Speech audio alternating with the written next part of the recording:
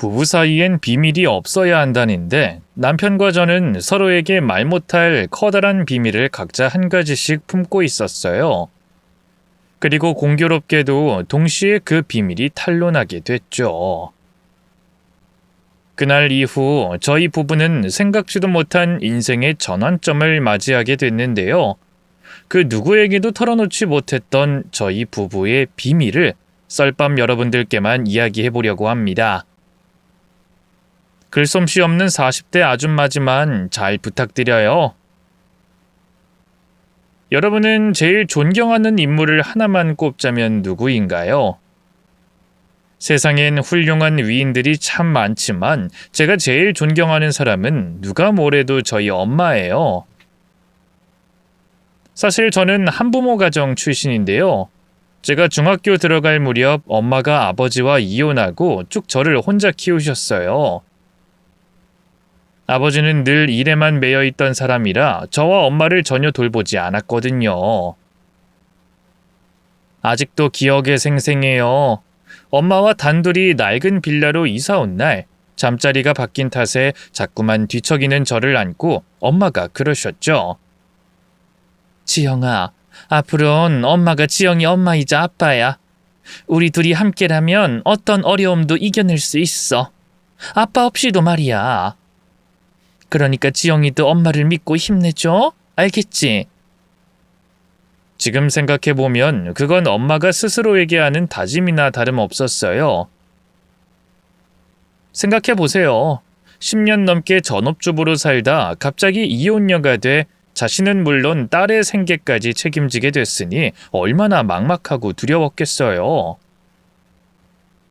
어렸던 저는 그런 엄마의 깊은 감정까지 헤아릴 수는 없었지만 한 가지 사실만은 분명히 알 수 있었어요. 그건 바로 지금 엄마에겐 의젓한 딸이 필요하다는 거였죠. 그래서 저는 엄마의 눈을 바라보며 씩씩하게 대꾸했어요. 응, 엄마, 걱정하지 마. 우리 둘이서 아빠 없이도 잘 살 수 있어. 난 엄마만 있으면 돼. 그러자 엄마가 눈물을 감추며 저를 한층 더 강하게 안아줬어요. 우리 지영이 언제 이렇게 컸어? 엄마가 정말 든든하네. 엄마가 다른 건 몰라도 이거 하나만큼은 약속할게, 지영아. 아빠랑 같이 살 때보다 더 행복하게 해줄게. 알겠지? 그날 이후 엄마는 2배, 3배로 열심히 일하셨어요. 아침 일찍부터 밤 늦게까지 일하시는 엄마의 모습을 보면서 저는 더욱 열심히 공부하고 집안일도 도우려 노력했죠. 그렇게 한 2년쯤 지났을까요? 연애 때처럼 엄마 퇴근 시간에 맞춰 저녁을 차려드렸는데요. 아무리 기다려도 엄마가 오지 않는 거예요. 핸드폰으로 연락을 해봐도 받지도 않고 너무 걱정이 됐죠. 경찰에 신고라도 해야 하나 고민하던 찰나였어요. 갑자기 현관문 열리는 소리가 들리면서 엄마가 들어왔습니다. 어찌나 술을 많이 마셨는지 순식간에 비릿한 알코올 냄새가 좁은 집안에 가득 찼죠. 엄마 왜 이렇게 늦었어? 늦게 오면 온다고 얘기를 해야지. 걱정했잖아. 우리 딸 엄마 기다렸어. 미안해. 엄마가 연락한다는 게 깜빡했네. 엄마는 제 속도 모르고 술에 잔뜩 취해 해실해실 거리기만 했어요. 평소 술은 입에도 대지 않던 엄마였기에 너무 의아했죠. 엄마, 갑자기 술은 왜 이렇게 많이 먹은 거야? 무슨 일 있어? 무슨 일? 일이라면 있었지. 너희 아빠 재혼 안 된다. 엄마의 입에서 나온 뜻밖의 소리에 저는 얼어붙고 말았어요. 그때까지 저는 아빠와도 한 달에 한두 번씩 연락을 주고받고 있었거든요. 내심 언젠가는 엄마와 아빠가 서로 화해하고 다시 재결합하지 않을까 하는 기대를 품고 있기도 했고요. 그런데 아빠가 다른 여자와 재혼한다니 엄마 못지않게 큰 충격과 배신감을 느꼈죠.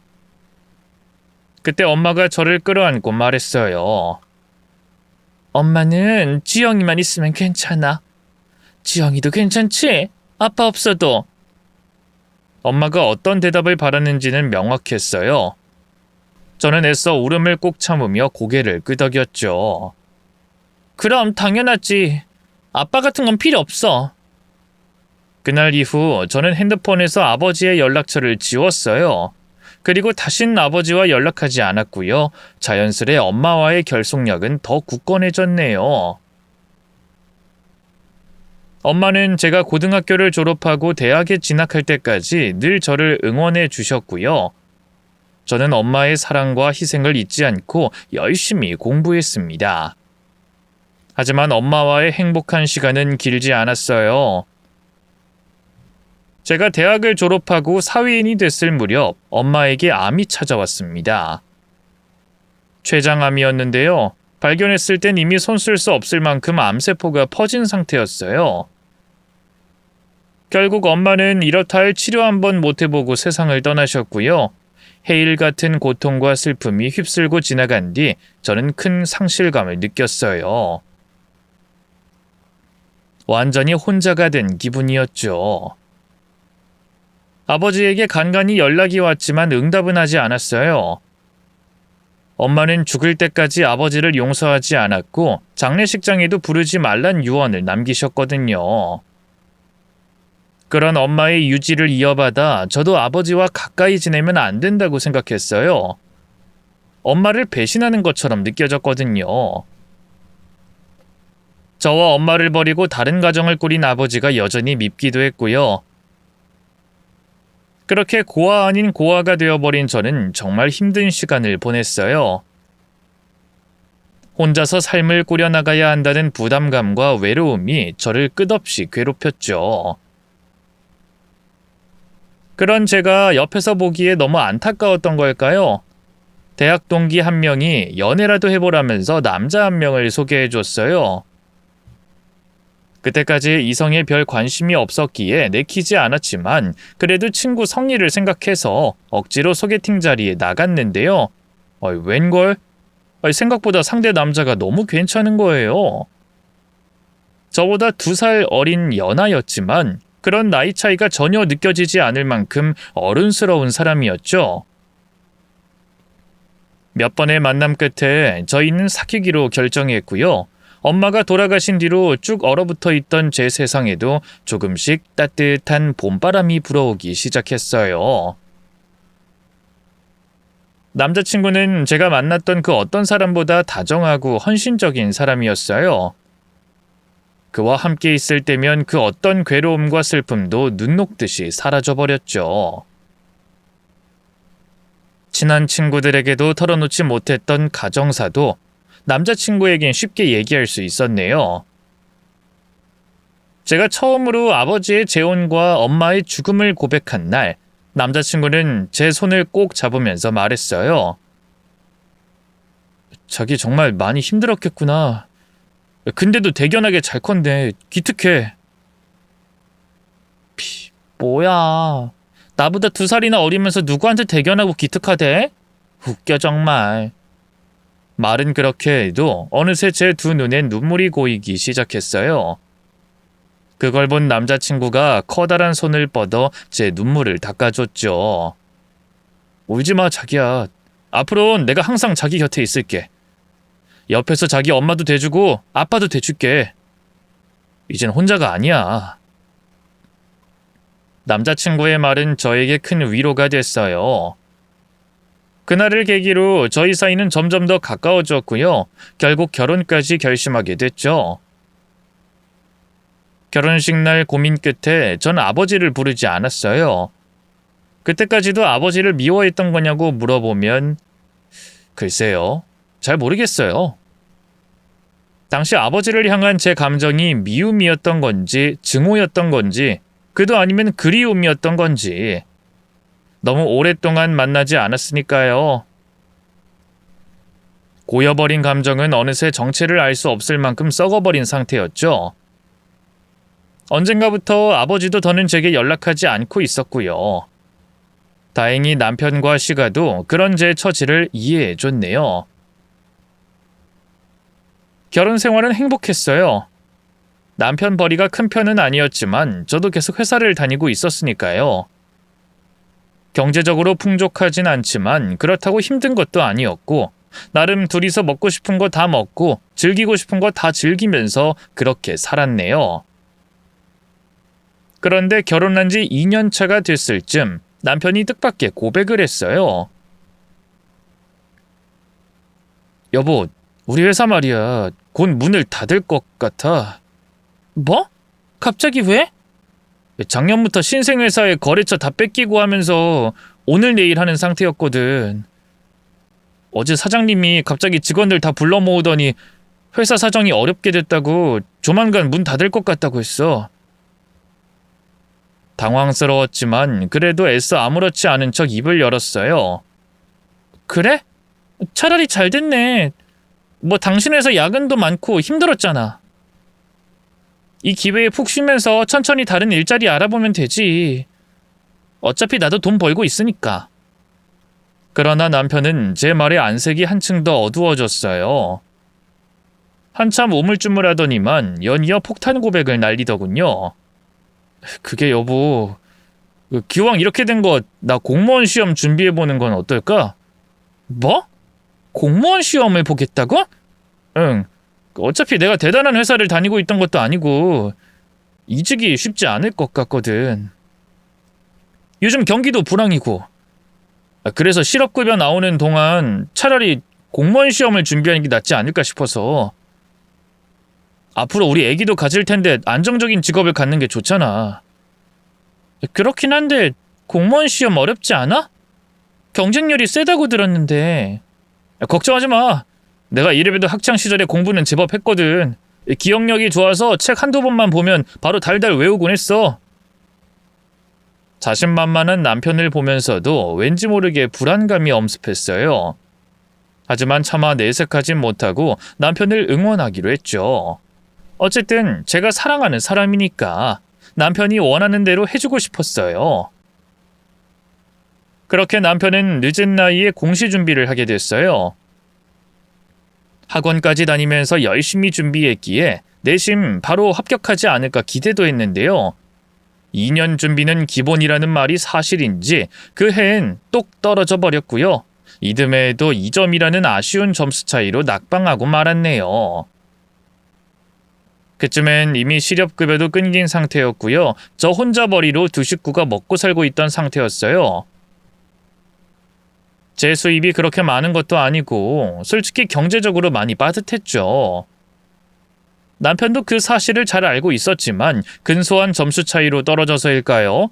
좀처럼 포기를 못하더라고요. 여보, 미안한데 나 딱 1년만 더 도전해보면 안 될까? 나 이미 공백기도 길어져서 전 회사보다 더 나은 조건으로 취업도 힘들 거고. 계속 미련이 남네. 그래? 하고 싶으면 해야지. 나 일하고 있는데 뭐가 걱정이야. 정말? 그렇게 말해줘서 고마워 여보. 역시 당신밖에 없어. 한심해 보일 수도 있겠지만 조금만 더 기다려줘. 한심하긴 무슨. 여전히 당신은 나한테 최고의 남편이야. 아무렇지 않은 척 남편의 선택을 지지했지만 사실 많이 힘들었어요. 이 공시 준비라는 게 생각보다 돈이 많이 들었거든요. 매달 들어가는 학원비와 인강비도 어마어마했고요. 남편이 수업 들으면서 밥 사 먹거나 커피 마시는 부식비도 무시할 수가 없었어요. 하지만 그렇다고 남편한테 압박을 주고 싶진 않았어요. 남편이 안 그래도 공부 때문에 스트레스를 많이 받아서 원형 탈모까지 생긴 상태였거든요. 그래서 남편한텐 말도 못하고 저 혼자 허리띠를 졸라매려고 아등바등 살았죠. 그래도 벌이는 한정적이고 돈 들어갈 곳은 끝이 없었어요. 그쯤엔 모아뒀던 적금도 다 써서요. 결국 카드값을 못 내 연체되는 지경까지 갔죠. 그런 상황에서 저희 부부에게 선물이라고 해야 할까요? 뜻밖의 새 가족이 찾아오고 말았어요. 맞아요. 바로 임신이었죠. 언젠가부터 달거리가 뚝 끊겨서 병원에 가니 글쎄 애가 들어섰다고 하더군요. 축하합니다. 이제 8주 됐네요. 의사 선생님의 말을 듣는데 솔직히 울고 싶었어요. 안 그래도 경제적으로 힘든 상태인데 애가 들어서다니. 아이는 없었지만 먼저 출산한 친구들을 통해 육아가 얼마나 돈이 많이 들어가는지는 익히 잘 알고 있었어요. 솔직히 저도 모르게 하필이면 왜 지금 하는 생각이 들고 말았네요. 집에 돌아오는 길에 그런 생각을 한 스스로가 엄마 자격이 없는 것 같아 눈물이 나왔어요. 뱃속 아기에게도 너무 미안했죠. 남편에겐 차마 말도 못하고 며칠이 흘렀어요. 머리로는 말해야 한다는 걸 아는데 막상 남편 얼굴을 보면 입이 떨어지질 않았어요. 아기가 생겼다고 기뻐해 줄까? 나처럼 부담스러워하진 않을까? 혹시 지우자고 하는 건 아니겠지? 머릿속으로 별의별 상상을 다 했던 것 같아요. 당시 남편 지방직 시험이 얼마 안 남았던 상태라 일단 시험 끝날 때까지만 기다려보자 했는데요. 막상 시험이 끝난 당일이 되자 더 말을 할 수가 없더라고요. 그도 그럴 게 남편 표정이 너무 안 좋았거든요. 여보, 왜 그래? 시험이 많이 어려웠어? 아니, 그렇게 어렵진 않았는데 너무 긴장해서 마킹 실수를 한 것 같아. 점수 나올 때까지 확인할 수도 없고 나 미치겠네. 이번에도 떨어지면 국가직에만 올인해야 하는데. 걱정하지 마. 잘 봤을 거야. 그보다 나 할 말이 있는데. 당신은 당신 일이 아니니까 그렇게 속 편하게 말할 수 있겠지. 내 입장 대봐. 얼마나 미치겠는 줄 알아? 마킹 실수 한 번에 등수가 몇십 등은 훅 떨어진다고. 남편은 도무지 제 말을 들으려고 하지 않았어요. 그저 자기 시험 결과에만 몰두돼 있는 상태였죠. 그런 남편이 안쓰러웠지만 한편으로는 원망스러웠어요. 뱃속의 아기에게도 너무 미안했죠. 그래서 저도 모르게 울면서 소리쳤어요. 당신은 그저 당신 시험만 중요하지. 내가 지금 얼마나 힘든지 알지도 못하면서. 그러자 남편이 뒤늦게 아차하는 표정으로 저를 바라봤어요. 미안해 여보. 내가 시험 때문에 너무 날카로웠다. 잘못했어. 응? 됐어. 당신 공시 뒷바라지 한다고 상전처럼 모시고 사는 것도 이제 찌긋찌긋해. 내가 뭘 잘못했다고 하루 종일 밖에서 힘들게 일하고 집에 와서까지 당신 눈치를 봐야 돼? 우리 그냥 헤어지자. 뱃속에 있는 애도 그냥 지울래. 제 말에 남편의 두 눈이 화등잔처럼 커졌어요. 뭐? 뱃속에 있는 애라니? 당신 설마 임신했어? 그래. 지난주에 병원 다녀왔어. 왜 진작 나한테 말 안 했어? 그랬으면 뭐?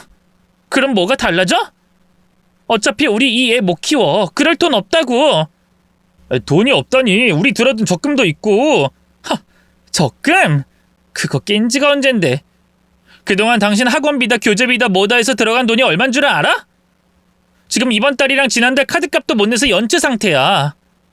계속 돌려막기 하고 있어서 허구한 날 카드사에서 전화 온다고. 남편은 충격에 아무 말도 하지 못했어요. 그동안 저 혼자 외벌이로 힘들게 살고 있다는 건 알았겠지만 이렇게까지 심각한 상태였다는 건 오늘 처음 한 것 같았죠. 당신은 그동안 관심도 없었지? 나야 당신 공부 방해될까봐 얘기 안 한 거지만 솔직히 풍기는 기운이란 게 있는 건데 아예 몰랐다는 말은 하지 마. 당신은 그냥 속 편하게 계속 공시에만 집중하고 싶어서 모른 척하고 있던 거니까. 제 말에 남편은 아무 말도 하지 못했어요. 한참의 침묵 끝에 그저 미안하다 한마디만 던졌을 뿐이었죠. 그리고는 제가 미처 잡을 새도 없이 집 밖으로 나가버렸네요. 자정이 넘도록 안 들어오기에 전화했더니 시험 결과가 나올 때까지 시가에 있겠다고 하더군요. 저도 그게 나을 것 같아서 그렇게 하라고 했네요. 그렇게 얼마나 시간이 흘렀을까요? 저는 차마 아이를 지우지도 못하고 그렇다고 낳을 결심도 하지 못한 채 끔찍한 하루하루를 보냈어요.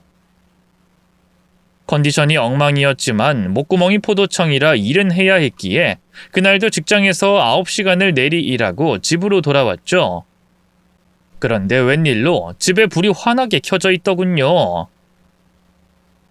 현관을 보니 익숙한 남편의 신발이 눈에 띄었어요. 당신 왔어?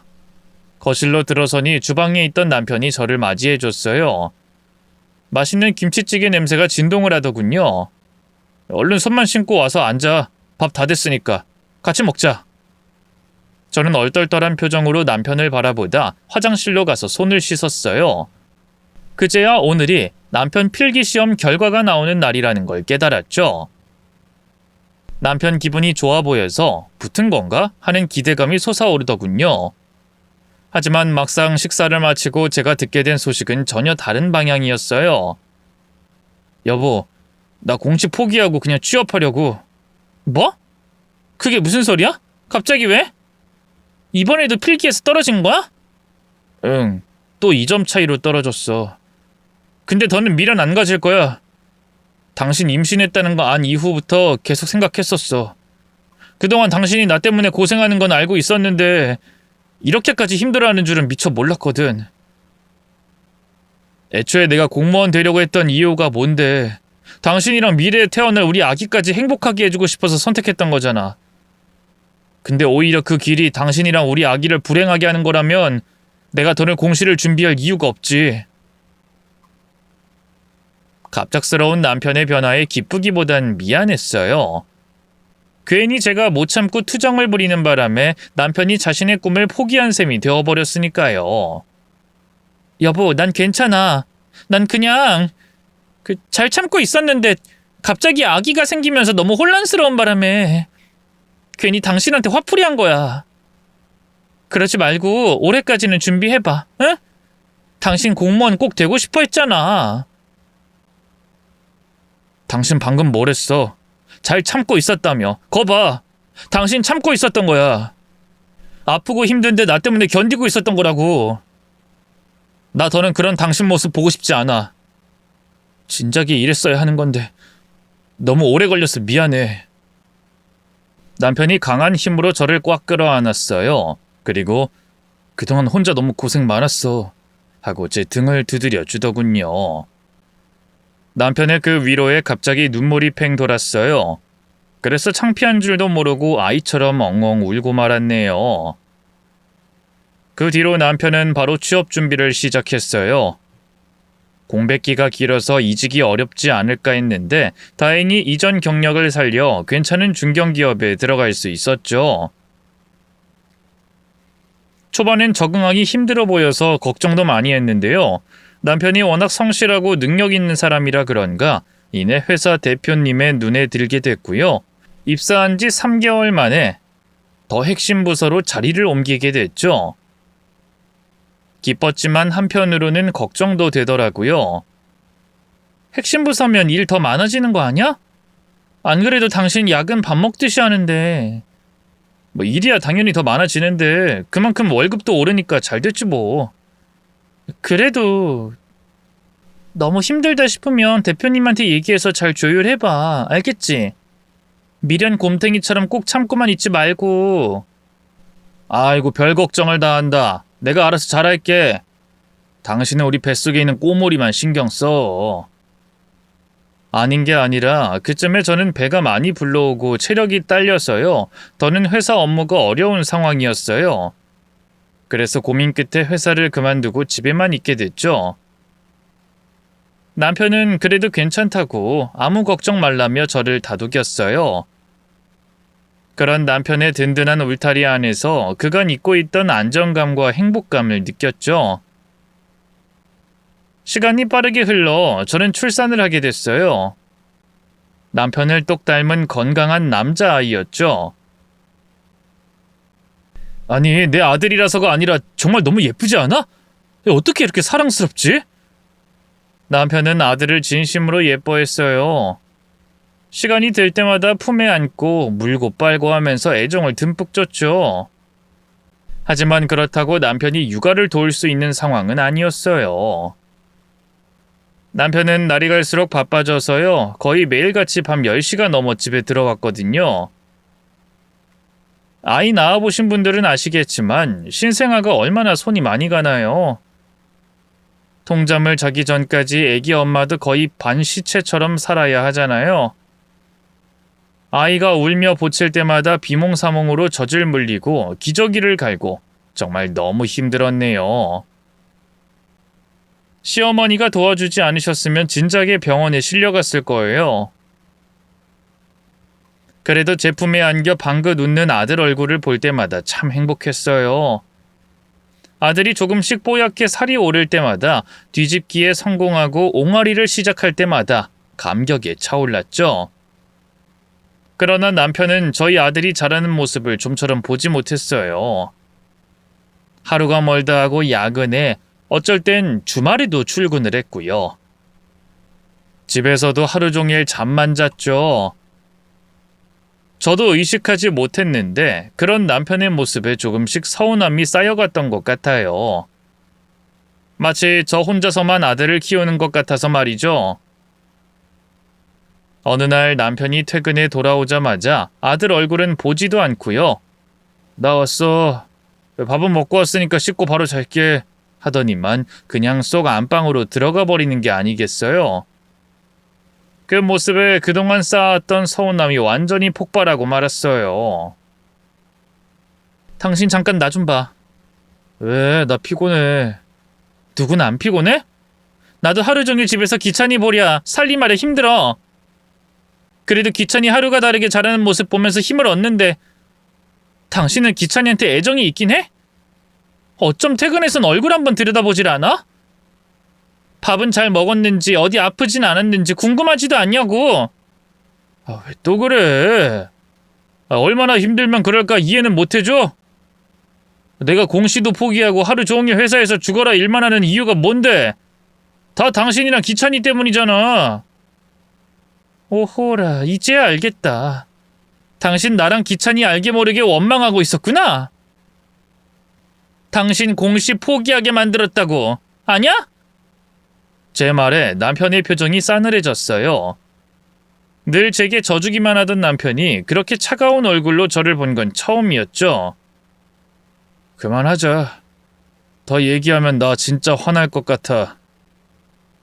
남편은 제가 미처 뭐라고 입을 열기도 전에 방 안으로 들어가 버렸어요. 그리고는 한동안 찬바람이 쌩쌩 불었죠.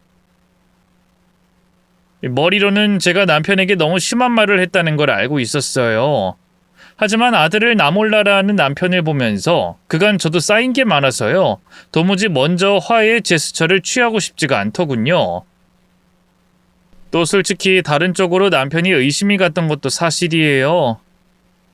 그놈의 회사가 남편 한 명만으로만 굴러가는 것도 아닐 텐데 왜 이렇게까지 하루가 멀다 하고 야근을 하는지 이해가 되지 않았죠. 혹시 야근한다는 건 다 핑계고 어디 가서 헛짓거리하고 있는 거 아니야? 그럼 기찬이한테 그렇게 소홀한 것도 이해가 가는데. 저는 점점 더 남편이 의심스러워졌고요. 급기야 남편이 씻는 사이 몰래 남편의 핸드폰을 뒤져보기까지 했네요. 그러나 남편의 핸드폰에 이렇다 할 수상한 점은 없었어요. 그러다 맘카페에 올라온 글을 보니 자동차 블랙박스도 꼭 확인해보라는 말이 있었어요. 하루는 남편이 잠든 새 몰래 차로 가서 블랙박스 파일을 뒤져봤어요. 그런데 웬걸 같은 회사 동료로 보이는 여직원이 옆자리에 몇 번 탄 적이 있더군요. 물론 단둘은 아니었어요. 다른 남자 동료들 두어 명도 뒷자리에 타고 있었죠. 남편 회사가 좀 외진데 있어서 가끔 구내식당 밥을 안 먹고 외식할 땐 차를 타고 좀 멀리 나가야 하는데요. 그때마다 차가 있는 남편이 다른 동료들을 태워주는 것 같더라고요. 옆자리에 여자 동료가 탔다는 것만으로 남편의 바람을 확정지을 수는 없었어요.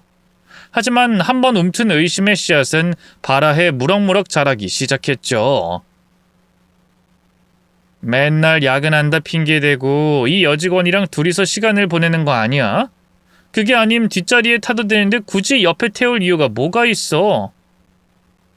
남편을 의심할수록 스스로가 초라하게 느껴졌어요. 만약 남편이 정말로 바람을 피운 게 맞다면 어떻게 해야 할지 갈피를 잡을 수가 없었죠.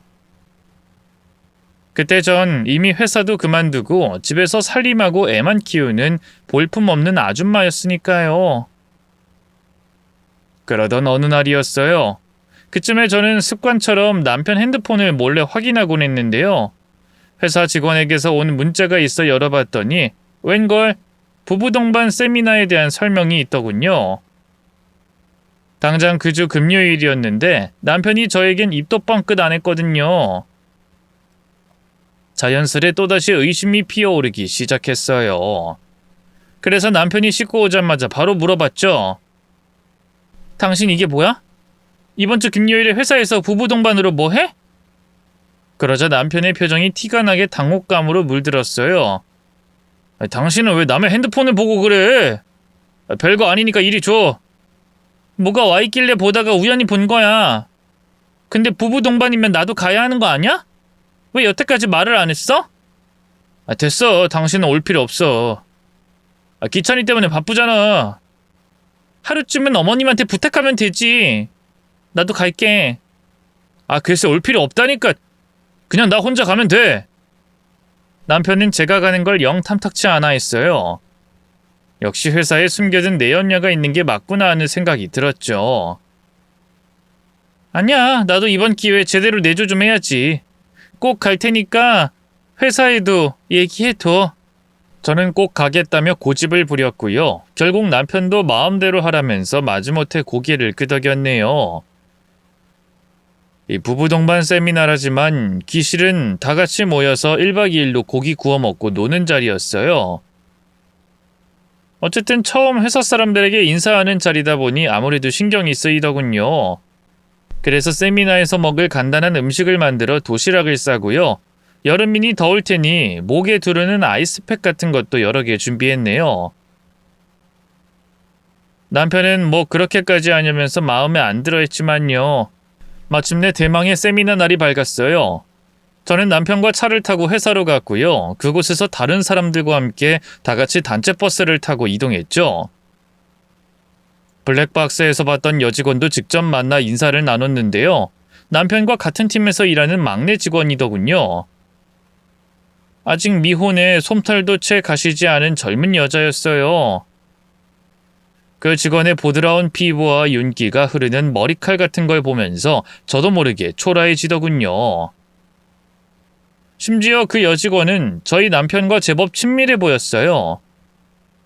제가 빤히 지켜보고 있는데도 둘이서 뭔가를 계속 속살거리더군요. 제가 뚫어져라 쳐다보니 그 여직원도 뭔가 캥겼던 걸까요? 갑자기 제게 와서 그러더라고요. 서대리님 사모님이시죠? 저는 서대리님하고 같은 팀에서 일하는 윤예슬이라고 해요. 평소 서대리님한테 신세 많이 지고 있어요. 네. 만나서 반가워요. 서대리님하고 결혼한 복 받은 여자가 누구일까 했는데 부러워요. 서대리님 진짜 좋은 분이시잖아요. 이상하게 칭찬이 칭찬으로 들리지가 않더라고요. 남편과 뭔가가 있으니까 이런 얘기를 괜히 하는 게 아닐까 의심이 되더군요. 정말 이 직원이랑 그렇고 그런 사이일까? 아니겠지? 설마 우리 그 애가 아닐 거야. 그렇게 스스로를 다독여봐도 계속해서 신경이 곤두섰어요. 남편이 그 직원과 별거 아닌 대화를 나눌 때조차 숨통이 바짝 조였죠. 그 탓일까요? 저녁 술자리에서 평소답지 않게 과음을 해버렸고요. 자꾸만 잠이 쏟아져 결국 제일 먼저 방으로 들어가 누울 수밖에 없었네요. 감겨오는 눈에 계속 남편과 그 여직원이 담겼지만 잠에는 장사 없더라고요. 다시 눈을 떴을 땐 자정에 가까운 늦은 밤이었어요. 허둥지둥 몸을 일으켜 밖으로 나가보니 아직도 술자리가 한창이더군요. 근데 웬걸? 저희 남편도 그 여직원도 보이지 않는 거예요. 그새 좀 친해진 다른 직원들에게 물어봐도 다들 묘한 눈길로 피하기만 하더군요. 서대리님이요? 글쎄요, 저도 잘 모르겠는데. 어디 다른 방에서 마저 달리고 있지 않겠어요? 신경 쓰지 말고 들어가서 주무세요. 여자의 촉이란 게 있잖아요. 직감적으로 그 직원들이 제게 무언가를 감추고 있다는 걸 깨달았어요. 그래서 직원들의 만류에도 불구하고 리조트에 있는 방을 하나하나 다 뒤지고 다녔죠. 남편을 발견한 건 복도 끝에 있는 마지막 방에서였어요. 문을 활짝 연 순간 익숙한 남편의 셔츠가 보여 바로 알 수 있었죠. 바로 옆엔 예의 그 여직원도 함께였네요. 순간적으로 흥분한 저는 달려가 이 시간까지 둘이서 뭐 했냐고 추궁하려고 했는데요. 이내 뭔가 이상하다는 걸 깨닫고 그 자리에서 굳어버렸죠. 남편은 그 여직원과 단둘이 있는 게 아니었어요. 앞엔 남편의 직속 상사를 비롯해 여러 남자 동료들이 앉아 있었는데요. 남편은 마치 죄인처럼 그 사람들 앞에 무릎을 꿇고 있었죠. 충격적인 일은 거기서 끝이 아니었어요. 글쎄 그 직속 상사가 갑자기 욕설을 하면서 남편 머리 위로 술을 쏟아버리는 게 아니겠어요. 에이 재미없는 자식아. 꼭 이렇게 산통을 깨야겠냐? 어? 죄송합니다 과장님. 근데 예슬씨가 이미 술을 너무 많이 마셨어요. 오늘은 여기까지 하는 게 좋을 것 같습니다. 술이 머리를 푹 적시다 못해 턱 밑으로 뚝뚝 흐르는데도 남편은 고개를 숙인 채 죄송하다는 말만 할 뿐이었어요. 도대체 남편이 뭘 그리 잘못했다고 회사 사람들 앞에서 이런 수모를 당하고 있는 건지 이해가 되지 않았죠. 바로 그때였어요. 저와 정면으로 마주보고 있던 직속 상사의 눈길이 절 보더니만 음흉하게 가늘어지더군요. 아이고 이걸 어쩌나. 서대리 안 사람 모셨네. 그 말에 남편이 화들짝 놀라며 고개를 돌렸어요. 그리고 이내 저를 보고는 하얗게 질려 소리쳤죠. 당신이 여기까지 왜 왔어? 얼른 나가. 여보, 난 그냥 얼른 나가라고. 남편은 필사적으로 외쳤어요. 하지만 직속 상사가 옆에 있던 다른 직원들에게 눈짓했고요. 이내 그 사람들이 저를 방 안으로 데리고 들어갔죠. 자, 서 있지만 말고 이리 와서 앉으세요. 아, 네. 저는 얼떨결에 그 자리에 함께 있게 됐어요. 그러자 직속 상사가 만면에 웃음을 띤 채 다시 입을 열었죠. 자, 서대리. 와이프도 왔는데 재롱 좀 부려봐. 너 잘하는 거 있잖아, 강아지 흉내. 과장님 이러지 마십시오. 제발 부탁드립니다. 어쭈, 자식이 오늘따라 자꾸 반항하네. 서대리, 마누라 앞이라 부끄럽냐? 상사의 저열한 조롱에 남편의 얼굴이 참혹하게 일그러졌어요. 더는 참을 수가 없어서 벌떡 일어나 말했죠. 지금 대체 뭐 하시는 거예요? 저희 남편한테 왜 이러시는 거냐고요? 그러자 상사가 건들거리는 표정으로 입을 열었어요. 아유, 이 아줌마 서대리 닮아서 눈치 없는 건 똑같네. 우리가 괜히 이러겠어? 서대리가 아주 큰 잘못을 했으니까 이러겠지. 그러니까 저희 남편이 대체 무슨 잘못을 했다고 이렇게까지 비인간적으로 조롱하는 거냐고요? 일도 못해, 눈치도 없어, 윗사람한테 싸봐도 못해. 그 와중에 여직원들한테 잘 보이려고 지 혼자 이미지 관리하면서 착한 척해. 아주 말하자면 끝이 없는데. 일을 못한다뇨? 저희 남편 일 잘한다고 대표님 눈에 들어서 부서 이동까지 한 사람인데. 그건 대표님이 보는 눈이 없었던 거고. 제가 볼 땐 그저 생트집에 불과했어요. 남편이 뭔가 상사 눈밖에 단단히 나서 이런 부당한 대우를 받는구나 싶었죠. 바로 그때였어요. 남편 옆에 죄인처럼 고개만 푹 숙이고 있던 여직원이 입을 열었어요. 과장님, 그냥 술 제가 마실게요. 서대리님이랑 사모님은 그만 돌려보내주세요. 아이고, 우리 미스윤 이제야 좀 정신을 차렸네. 맨날 서대리 뒤에 숨어가지고 무슨 사람을 괴한 취급하더니만 말이야. 이제 좀 누구 말을 들어야 하는지 알겠어? 네, 제가 잘못했어요, 과장님. 그러니까 서대리님이랑 사모님은 그만 보내주세요. 그제야 상황이 어떻게 흘러가는지 좀 알겠더라고요. 그 상사란 작자는 평소 그 여직원에게 흑심이 있어서인지 뭔지 자꾸만 치근덕댔고 그걸 보다 못한 남편이 막아주다 미움을 받게 된 거였죠. 평소 불의를 보면 못 참던 남편의 성격을 잘 알고 있었기에 파악이 빨랐네요. 그러자 남편의 직장 상사에게 너무 화가 나더라고요. 못해도 50대로 보이는데 나이를 도대체 어디로 먹은 건지 하는 짓이 너무 어이가 없더군요. 그래서 저도 모르게 목소리를 높여 따졌어요. 저기요, 나이 꽤나 먹은 분이 부끄럽지도 않으세요? 중고등학생도 아니고 부하 직원들 불러다 놓고 이게 대체 뭐 하는 짓이에요? 대표님도 알고 계시나요? 그러자 실실 웃던 상사의 얼굴이 순식간에 찌푸려졌어요. 누가 서대리 마누라 아니랄까봐 더럽게 땡땡대네. 집에서 밥이 나는 여자가 어디 남편 상사한테 목소리를 높여? 아주 맘 같아선 이걸 콱! 상사가 벌떡 일어나 제게 손을 올렸어요. 물론 때린 건 아니었고 행동만 취한 거였지만 덩치가 있었기 때문에 꽤나 위협적이었죠. 저는 두려운 마음에 두 눈을 질끈 감았고요. 놀란 남편이 일어나 제 앞을 막아섰네요. 과장님 진정하세요. 저희 와이프한테까지 이러시는 건 선 넘는 행동입니다. 뭐? 야 임마 서대리, 너 지금 뭐라 했어? 선을 넘어? 어디 진짜 한번 선 넘는 걸 보여줄까? 상사는 남편의 대거리에 한층 더 흥분해선 버럭 소리를 질렀고요. 남편 역시 저를 보호하듯 뒤로 보내고 상사를 노려봤죠. 금방이라도 누구 하나 주먹을 날릴 것 같은 일촉즉발의 상황이었어요. 그런데 바로 그때 닫혀있던 문이 열리면서 누군가 안으로 들어왔어요. 아까 낮에 인사를 나눴던 남편 회사 대표님이었죠. 옆에는 처음 보는 젊은 여자도 있었는데요. 분위기상 대표님의 아내분 같더라고요. 다들 여기 모여 있었구만. 아니 근데 다들 왜 일어서 있어? 아무것도 아닙니다 대표님. 얼른 이리 와서 앉으시죠. 아무것도 모르는 대표님의 말에 상사가 언제 갑질을 했냐는 듯 실실 웃으며 상황을 무마하려고 했어요. 그 꼴에 너무 화가 났지만 일단은 저도 잠자코 있었는데요. 그 사이 대표님이 옆에 있던 자기 아내를 모두에게 인사시켰어요. 내 와이프가 지금 도착해서 말이야. 인사라도 하고 싶다고 해서 이렇게 데려왔네. 여보, 인사해. 안녕하세요. 지난번 세미나 때 뵙고 처음이네요. 다들 잘... 그런데 바로 그때였어요. 인사하던 대표님 아내분이 절 보고 멈칫하더니만 이내 두 눈이 커다래지더군요. 왜 그러나 싶던 것도 잠시 아내분의 입에서 믿을 수 없는 말이 흘러나왔어요. 혹시 지영 언니? 네? 아니 제 이름을 어떻게... 언니 나 모르겠어? 나 영이야.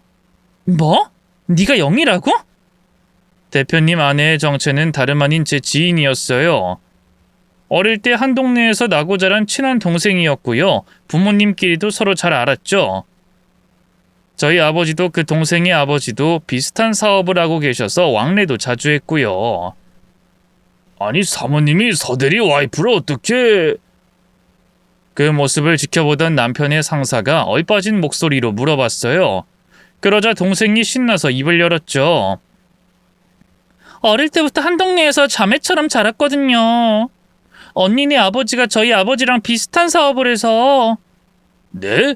이 사업이라면... 땡땡 종합사라고 아시죠? 거기 대표님이 언니 아버님이세요. 땡땡 종합사라고 하면 그 업계에서 알아주는 1등 기업이었어요. 그 이름을 듣자마자 사람들의 입이 떡 벌어졌고요. 그건 남편 역시 마찬가지였죠. 남편을 만났을 땐 이미 아버지와 절연한 상태였기 때문에 아버지가 어떤 일을 하시는지 구체적으로 얘기한 적이 없었거든요. 일부러 감춘 건 아니었지만 어쨌든 저도 남편 모르게 비밀을 하나 감추고 있던 셈이죠. 저는 어찌할 바를 몰라 어색하게 남편의 눈치를 살폈고요. 남편은 남편대로 차마 내색은 못하고 당황한 기색을 애써 감췄죠. 이게 얼마만이야 언니? 나 초등학교 때 이후로 거의 처음인 것 같은데. 아, 세상 참 좁다. 어떻게 우리 남편 회사 세미나에서 언니를 만나? 서대리님 와이프가 언니일 줄은 꿈에도 몰랐어. 동생이 절 보며 반가워할수록 남편 상사의 얼굴은 흑빛이 됐어요. 딱 봐도 큰일 났다 하는 얼굴이었죠. 저는 그런 상사와 보란듯이 동생한테 친근하게 굴었고요. 다음에 따로 만날 것을 기약하며 남편과 같이 숙소로 돌아왔네요. 여보, 이게 어떻게 된 거야? 당신 아버님이 땡땡종합사 대표님이라고? 왜 그동안 말 안 했어? 일부러 그런 건 아니야.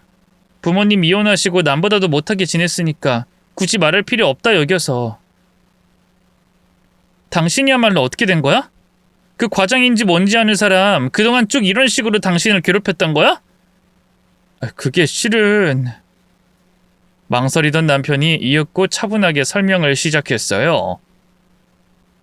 남편이 부서 이동하고 연봉이 오른 뒤로 그 상사란 작자가 계속 꼬투리를 잡았고요.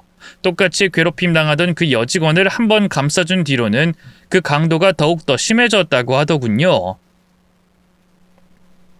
팀에 떨어지는 일을 다 나한테 몰아주는 바람에 늘 늦게까지 야근할 수밖에 없었어. 그리고 아무리 일을 완벽하게 해내도 계속 트집을 잡고 난리를 쳐서 정신적으로 점점 피폐해졌고. 왜 진작 나한테 말 안 한 거야? 당신도 귀찮이 보려 집안 살림 꾸려나가랴 힘든데 굳이 얘기해서 걱정시키고 싶지 않았어. 미안해, 지영아. 그냥 내가 참으면 될 거라고 생각했어. 남편의 말을 듣고 너무 속상했어요. 그런 것도 모르고 남편의 외도를 의심한 스스로가 너무 부끄러웠죠. 저는 남편의 손을 꼭 잡으며 말했습니다. 이제부턴 혼자서 참지 마. 우리 부부잖아. 서로 비밀 같은 거 없이 어떤 어려움이든 다 터놓고 살아야지. 그리고 그 과장이란 인간은 두고 봐. 내가 단단히 복수해 줄 테니까. 뭐? 아이, 복수라니. 영희한테 다 얘기해야지. 그런 인간이 이 회사를 계속 다니는 건 영희랑 대표님한테도 안 좋은 일이잖아. 남편과 그렇게 얼마나 대화를 나눴을까요? 갑자기 때 아닌 노크 소리가 들렸어요. 깜짝 놀라 남편과 나가보니 웬걸 남편의 상사가 서 있더군요. 아이, 과장님이 여긴 어쩐 일이세요? 아이, 서대리, 내 긴히 할 얘기가 있어서 말이야. 긴히 할 얘기라뇨? 남편의 물음에 상사가 안절부절하면서 저희 부부의 눈치를 보기 시작했어요. 그러다 웬걸 갑자기 털썩 무릎을 꿇는 게 아니겠어요? 아니, 과장님 이게 무슨... 서대리, 내가 그동안 자네한테 치졸하게 굴었던 거 잘 알고 있네. 한 번만 용서해 주게, 응? 앞으로는 절대 자네 일에 태클 걸지 않겠네. 두 손 모아 싹싹 비는 남편의 상사를 보고 있자니 저도 모르게 코웃음이 나오더군요. 상사의 태도가 갑자기 싹 달라진 이유는 뻔했어요. 저희 아버지가 누군지 알게 됐기 때문이었죠. 그 전형적인 강약약강의 모습에 절로 혐오감이 들었네요. 이보세요. 이제 와서 이런다고 뭐가 달라질 것 같아요? 방금 저희 남편한테 과장님이, 아니 그쪽이 무슨 짓을 했는지 다 들었어요. 저 이대로 못 넘어가요. 영희한테 다 얘기할 거라고요. 그럼 당연히 대표님 귀에도 들어가겠죠? 제 말에 과장이 화들짝 놀라며 제 쪽으로 몸을 틀었어요. 아이고 사모님, 제가 잘못했습니다. 사모님이 누군지도 몰라 뵙고 그동안 서대리한테 실수를... 제가 진작에 사모님 정체를 알아봤다면 절대 그러지 않았을 겁니다. 그게 더 문제 아닌가요? 결국 사람 가려가면서 그런 짓을 한다는 거잖아요. 됐고요. 저는 더 할 말 없으니까 이만 돌아가세요. 사모님, 그러지 마시고 제발 한 번만 봐주십시오. 저 마누라도 많이 아프고요. 애가 둘이나 있습니다. 이 대표님 귀에 들어가서 이대로 저 잘리면 저희 마누라랑 애들은 어떡합니까? 그러게 진작에 심보를 곱게 쓰지 그러셨어요? 여보, 그만 문 닫고 들어가자. 이제 자야지. 저는 매달리는 남편 상사를 밀어내고 그대로 문을 닫아버렸어요. 밖에서 남편 상사가 계속해서 문을 두드리며 잘못을 빌었지만 모른 척했죠. 그 뒤로 저는 따로 동생을 만나 그동안 남편과 다른 여직원들이 당한 수모를 낱낱이 일러바쳤어요. 동생은 깜짝 놀라면서 바로 자기 남편에게 모든 사실을 알렸고요.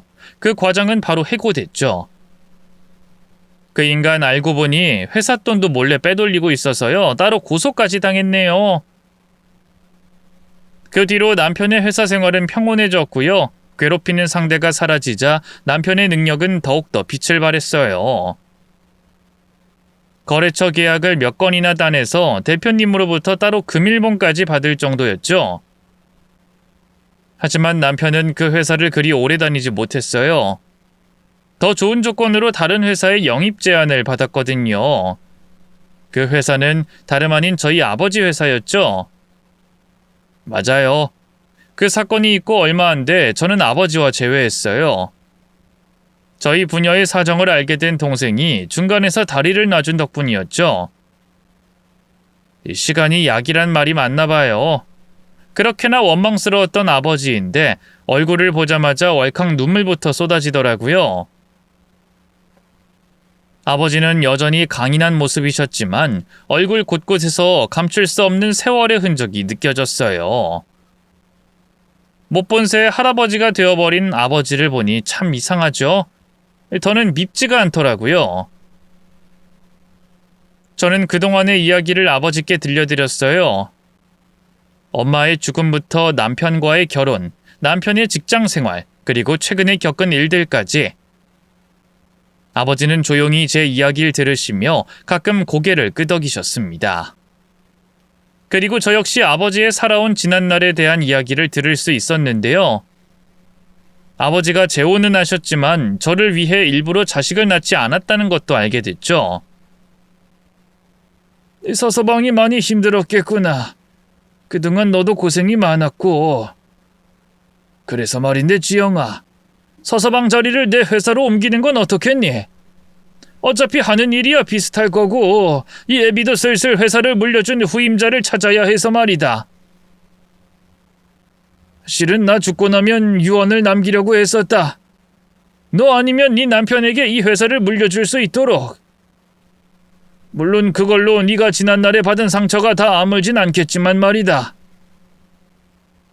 몰랐던 아버지의 속내에 얼마나 놀랐는지 몰라요. 당연히 남편도 깜짝 놀랐죠. 자기는 절대 못한다고 계속 거절했는데요. 결국 아버지와 제 설득에 못 이겨 저희 아버지 회사로 들어가게 됐네요. 이 모든 일들이 벌어진 것이 불과 몇 년 전 일이에요. 그 사이에도 참 많은 일이 있었지만 그때마다 저는 남편과 아버지에게 의지하며 위기를 헤쳐나갔죠. 이렇게 새삼 지난 날을 글로 옮겨 적고 나니 식구들의 소중함이 더 가슴에 와닿는데요. 이 사연을 듣고 계신 여러분도 지금 곁에 있는 가족들에게 더 잘해주시길 바래요. 제 이야기가 조금이나마 위로와 힘이 되길 바라면서 이만 마치겠습니다. 감사합니다.